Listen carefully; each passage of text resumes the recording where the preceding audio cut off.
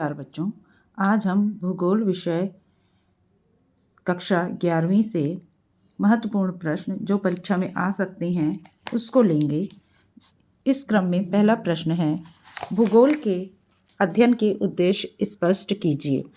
Answer है बच्चों, भूगोल के अध्ययन के उद्देश्य मानव की पृथ्वी संबंधी ज्ञान में वृद्धि करना है, पहला रहेगा। दूसरा, भूगोल पृथ्वी के धरातल का अध्ययन मानव के निवास के रूप में करता है। तीसरा है, संसार के विभिन्न प्राकृतिक प्रदेशों के अध्ययन से उनके संसाधनों का मानव के लिए अधिकतर उपयोग करना है। भूगोल के अध्ययन का एक उद्देश्य यह भी है कि मानव को इस प्रकार प्रशिक्षित किया जाए जिससे वह प्राकृतिक व सांस्कृतिक रूप से उपलब्ध संसाधनों का समुचित उपयोग कर राष्ट्र व समाज का विकास करे। और अंतिम बिंदु ले लेंगे बच्चों, भूगोल के अध्ययन का उद्देश्य पृथ्वी के प्राकृतिक वातावरण का अध्ययन मानव जीवन के संदर्भ में करना है। दूसरा महत्वपूर्ण प्रश्न है बच्चों, भौतिक भूगोल एवं मानव भूगोल में क्या अंतर है। एक बार और सुनेंगे क्वेश्चन, भौतिक भूगोल एवं मानव भूगोल में अंतर बताइए। भौतिक भूगोल को देख लेते हैं पहले। भौतिक भूगोल के अंतर्गत पृथ्वी के भौतिक पर्यावरण से संबंध रखने वाली उन घटनाओं का अध्ययन किया जाता है जो मानव जीवन को प्रभावित करता है।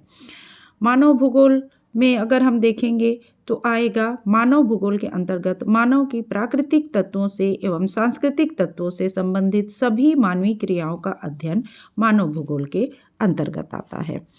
तो ये हुआ अंतर मानव भूगोल और भौतिक भूगोल में। अगला महत्वपूर्ण प्रश्न इस पाठ से हम लेंगे कि भूगोल की एक मान्य परिभाषा क्या है। भूगोल की एक मान्य परिभाषा क्या है।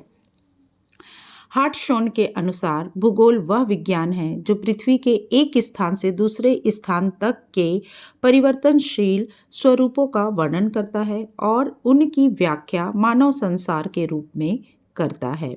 यह है भूगोल की एक मान्य परिभाषा।